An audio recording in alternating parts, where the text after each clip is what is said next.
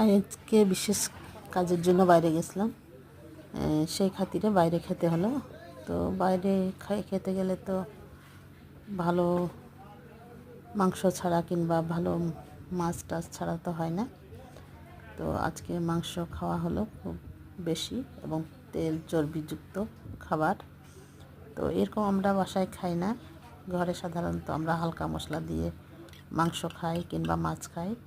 তো বাইরে তো সেভাবেই খেতে হয়। এখন সেভাবেই খাওয়া হলো, বেশি রিচ খাবার, ময় মশলাযুক্ত বেশি। এখন করার কিছু নেই, বাইরে গেলে ইচ্ছা না থাকলেও খেতে হয়। তো আমরা সেইভাবেই খেলাম। মাঝে মাঝে মুখরোচক খেতে হয়।